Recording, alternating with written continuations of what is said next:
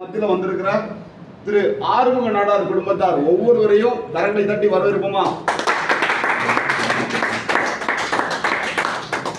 இந்த அன்பின் இல்லத்துல வந்து காலை உணவை கொடுக்கணும்னு சொல்லி நீங்க வந்திருக்கிறதுக்காக உங்கள் யாவரையும் என்ன செய்யறோம், அன்பின் இல்லத்தின் சார்பாக, ஊழியர்கள் சார்பாக, பயனாளிகள் சார்பாக என்ன செய்யறோம், வருக வருக என்று சொல்லி வரவேற்று உங்களை வாழ்த்தி ஆசீர்வதிக்கிறோம்.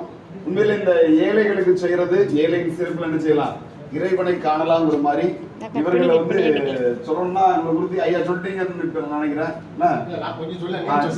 அதாவது சொல்லப்பட்டோம்னா இவங்க வந்து சாலையோரத்துல நீங்க பாத்துட்டு இருப்பீங்க இல்லையா, சாலையோரத்துல சுற்றி திருந்துகிட்டு இருந்தவங்கள இங்க மீட் எடுத்து என்ன செய்யறோம்னாக்கி அவங்களுக்கு மனநலம் பாதிக்கப்பட்டதுங்கிற கண்டுபிடிச்சு அவங்களுக்கு சிகிச்சை கொடுத்துட்டு இருக்கோம். ஆண்கள் ஹோம்ல 20 பேர் இருக்காங்க, பெண்கள் ஹோம்ல 20 பேர் இருக்காங்க. அவங்களுக்கு தான் என்ன சிகிச்சை கொடுத்துட்டு இருக்காங்க. ஐயா வந்து என்ன பண்றாங்கன்னா இவங்கள கூடவே இருந்து உங்களை பாதுகாத்து அவங்களுக்கு குளிக்க வைக்கிறது அந்த மாதிரி காரியங்கள்லாம் என்ன செய்யறாங்க, செஞ்சுக்கிட்டு இருக்காங்க. நம்ம அண்ணன் தான் இங்க வந்து சமூக ஆர்வலர். அவங்க தான் என்ன பண்றாங்கன்னாக்கி எப்படி ஆட்களை உள்ள கூட்டிட்டு வரணும், எப்படி காரியங்களை அவங்களுக்கு செய்யணும், டாக்டர்கிட்ட எப்படி கவனிக்கணும் அப்படின்னு பல காரியங்களை செய்யறது அண்ணனுடைய திட்டத்தின் வேலை. அதே மாதிரி பெண்கள் ஹோம்லையும் இதே மாதிரி என்ன செய்றாங்க, கேர்டேக்கர்ஸ் அவங்கள வந்து பாதுகாக்கிறதுக்கு ஆட்கள் இருக்கிறாங்க. அதே மாதிரி ஒரு ஸ்டாஃப் நர்ஸ்லாம் இருக்காங்க. இவங்க சமையல்லாம் என்ன பண்ணிடுவோம்னா உள்ள இருந்தே சமைச்சிடுவோம். உள்ள இருந்தே சமைச்சு அவங்களுக்கு 3 வேளை சாப்பாடு கொடுத்துட்டு இருக்கிறோம். உண்மையிலே பாத்தீங்கன்னா இது பெரிய என்ன செய்யுது, மனுஷனுக்கு செய்யறது. அதாவது இவங்கிட்ட வந்து என்ன செய்ய முடியாது, திருப்பி இவங்க வந்து எங்களுக்கு இவ்வளவு தருவாங்கிறது என்ன செய்யல, இவருடைய எதிர்பார்ப்பும் கிடையாது. அந்த மாதிரிலாம் என்ன செய்யல, செய்யப்படல. இவன் சரியாகி என்ன செய்யணும், இவரெல்லாம் சரியாகி வீட்டுக்கு போனோம். இல்லைன்னா பழைய இயல்பு நிலைமைக்கு என்ன செய்யணும், திரும்பணும். ஏன்னா இவங்க வந்து எப்படின்னா முதல்ல என்ன செய்யுதுன்னா குடும்பம் தான் என்ன செய்யுது, கைவிடுது. இப்பெல்லாம் யாருன்னு இவருக்கே என்ன செய்யாது தெரியாது. இவர் சொல்லுவாரு, பல காரியத்தை சொல்லுவாரு, அதை என்ன செய்ய முடியல, நம்மளால நம்ப முடியல. ஏன்னா 3 வருஷம் 2 வருஷம் ஊரை விட்டு என்ன செஞ்சுட்டாங்க, அவங்க யாருன்னே தெரியாம அட்ரஸே இல்லாம போயிட்டாங்க. இப்போ என்ன நிலைமையில இருக்காங்க, 32 சண்டையோட உள்ள வந்தவர். ரோட்ல பாத்துருப்பீங்க இல்லையா போறவங்க, ஐயா வந்து இல்ல நாங்களும் இங்க வந்து இவங்களுக்கு வந்து என்னன்னாக்கி இவங்களுக்கு நல்ல ஒரு நம்பிக்கையான வார்த்தைகளை கொடுப்போம்.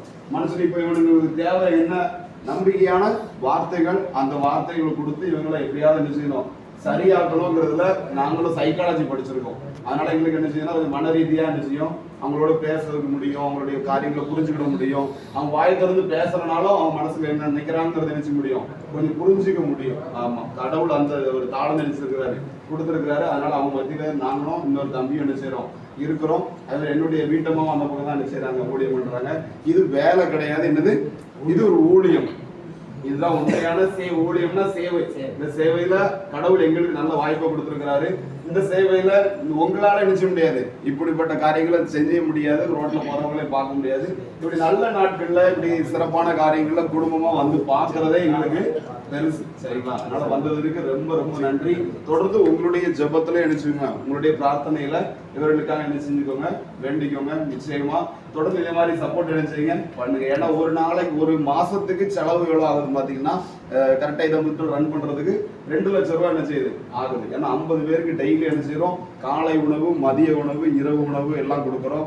அது மாத்திரம் இல்ல, பல தேவைகள், மருந்து மாத்திரைகள், மருத்துவரை பார்க்க வராங்க, எலக்ட்ரிக்கல் பில்லு, அதுக்கப்புறம் கூட இருக்க வேலை பார்க்கறவங்க, ஊழியம் பண்றவங்களுக்கு சம்பளம், அதெல்லாம் சேர்த்து வரும்போது 2 லட்சம் ரூபாய் என்ன செய்யுது மாதம் தேவைப்படுது. அது மாத்திரம் இல்ல, இதுமா வந்து இங்கேயே சாப்பிட்டுட்டு இங்கேயே படுத்துட்டு இங்கேயே என்ன செய்யறாங்க, அவங்க சாப்பிட வேண்டியது இருக்கு. கவர்மெண்ட் என்ன சொல்றாங்கன்னா அப்படி இருக்கக்கூடாது, தனியா அவங்க தனியா தான் இருக்கணும்னு சொல்லி டைனிங் ஹால் என்ன செய்யறோம்னா கட்டிக்கிட்டு இருக்கோம். ஸோ அதனுடைய தேவைகளும் அதிகம் கிட்டத்தட்ட கட்டி முடிச்சு மேலே வந்தாச்சு, ரூஃபுக்கு வந்தாச்சு. அந்த அளவுக்கு மக்களுடைய ஆதரவு நல்லா இருக்கு. இது வந்து மத சார்புல கிடையவே கிடையாது. ஆனா அதிகமா யார் தான் சப்போர்ட் பண்றான்னு பார்த்தா எங்க சர்ச்சு தான் என்ன செய்யுதுன்னா சப்போர்ட் பண்ணிட்டு இருக்கு. நீங்க பார்த்துருப்பீங்க, நெல்லை திருமண்டலம், ஸ்ரீ திருவண்ண திருமண்டலம், நல்ல ஆலோசனை திருப்பதி. ஆமா, அவர் 170 வருஷத்துக்கு முன்னாடி வாங்கி போட்ட இடம். இந்த இடத்த வந்து 170 வருஷத்துக்கு முன்னாடி ஒரு ஃபாரின் மிஷினரி என்ன செஞ்சிருக்காரு, வாங்கி போட்டிருக்காரு. அவர் வாங்கி போட்டது இன்னைக்கு 3 வருஷமா தான் என்ன செய்யுது, பயன்பாட்டுக்கு வந்திருக்கு. இப்போ வந்து தோட்டமா இருக்கு, இதுக்கு முன்னாடி இது வந்து குப்பை தொட்டியா இருந்திருக்குன்னு சொல்லி நினைச்சாங்க, பேசுறாங்க. ஆனா அந்த அளவுக்கு நல்லா இருக்கு.